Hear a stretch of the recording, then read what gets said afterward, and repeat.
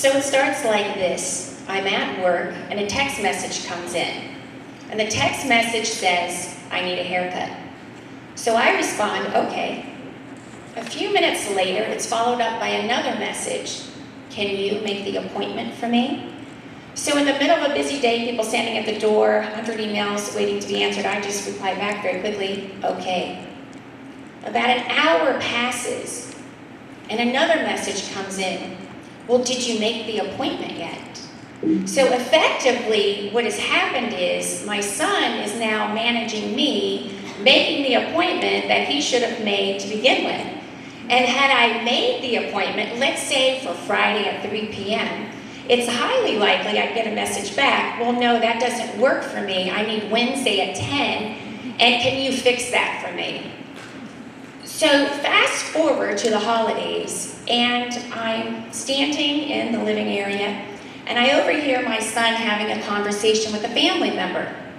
And he says, you will not believe what my mother made me do. So I'm thinking, all right, I'm clued into this, what have I done? He continues to say, she made me lease a car. So I'm thinking, OMG on that one, really? That was so terrible. I had you go into the car dealership and actually talk to people face to face. Yes, I am terrible. But what was so interesting about it is I viewed that experience as very positive for him. He viewed it as terrifying. So I asked him, I said, what is the issue? Because I see him as a great communicator. If you were to meet him, you may share the same opinion. But in some instances, the situation occurs where, he doesn't want to do it. So he said, well, the reason is because it makes me feel awkward. So what about this awkwardness? So we know that we have different generations and that technology has influenced some of our younger generations. I remember the first cell phone. It was a bag phone. It was after I graduated from college. So it was a large, almost looked like a purse, and you would wear it on your arm, those that had it. The receiver was as large as a receiver at home, except that it was flat. When I grew up, we used to walk around. We filled out paper applications. We even stopped and asked for directions. In current days, we have relationships that are starting and stopping via text messaging. And if you block someone, oh my goodness, the consequences and the images that can be processed on social media and hit the world, that can be done in a matter of seconds. So, in terms of the business environment, when we think of some of these changes, the differences in generations, for example, if you're going to interview for a job, a more senior generation, myself, for example, may expect you to come in, have eye contact, shake my hand. In fact, some of our younger and up-and-coming generations may not see it that way. A coworker recently shared an experience. Her daughter applied to a fast food restaurant for a position. And she said, Mom, will you call them up and go in there for me and follow up on that application because you know how to talk to people? So the mother said, no, I'm not going to do that. Can you imagine if my mom came with me, would I have this job? So because the mother was a great role model, the daughter, when the fast food restaurant manager called her, she was able to turn on what she termed as the work voice, something that she had heard her mother do, and answer the questions appropriately. But what if you don't have a role model? I recall an experience interviewing a candidate where the workers really wanted this person to come in and be hired. And they knew my requirement was eye contact. So the individual came in, and in the interview, he was fixated on my eyes.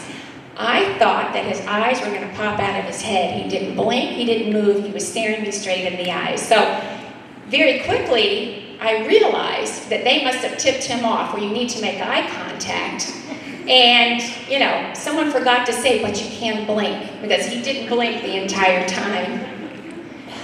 If you are someone who is from an urban area, some of the behaviors that you learn there for survival do not necessarily translate into the workforce. So if I'm acting tough, when you get into work, we are accentuating teamwork, we're accentuating a harmonious environment.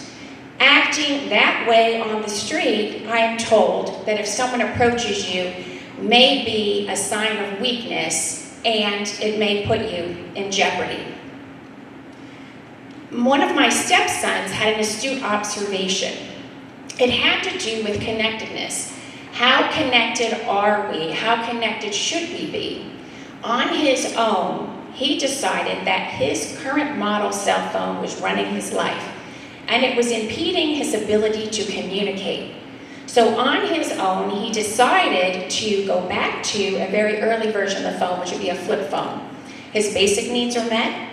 He talks on the phone when he needs it, if it's an emergency. He has some texting features, but he has chosen to develop himself by not being tied to his cell phone.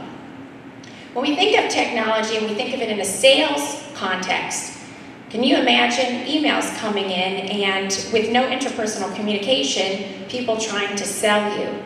I have a great example of a salesperson who has been coming into my place of business, but he gets stopped at the gate. But at this point, he's progressed to, he knows the people who answer the gate, he knows where they've come from, and he's very persistent.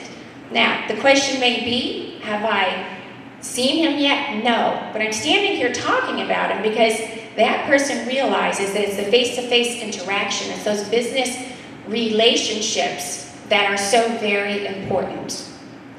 At work, we tried something new, and it was in an effort to reach out, because I believe we have to reach out to our young adults in non-traditional ways. In addition to meeting with them in small groups, we also came up with this great idea of putting out a large tablet of paper. And we went to the workers and said, all right, here's a marker, go out, and as you're entering and exiting the building, feel free to write down your thoughts. Write whatever you want. You have some ideas, suggestions, etc. Well, they started writing, and writing, and writing, and by the end of the week had written on 20 pages of paper. We learned all kinds of things about them. We learned that a lot of them like food. They asked for pizza and Taco Tuesday. But they also wrote their feelings. And in business, part of the process of creating an engaged workforce is to understand what people are feeling. If there's an objection, you need the opportunity to overcome that objection. But you don't know it. And seeing all this flow of information gave us that opportunity.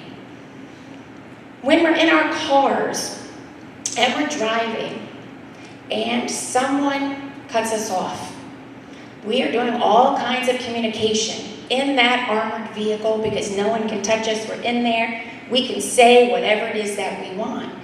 Face to face, we might not do the same thing. And when we're on social media, sometimes in the privacy of our own home, we might feel like we're in this armored car and write and say things that perhaps we may regret later.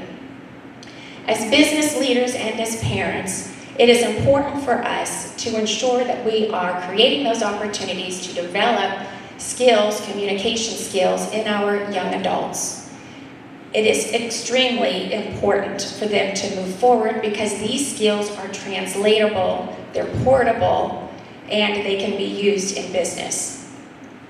This is not the first generation that has thought that they knew more than their parents. However, that said, sending a text message that is grammatically incorrect may not be the best mode of communication for your parents. Your friends may understand it, but they may not.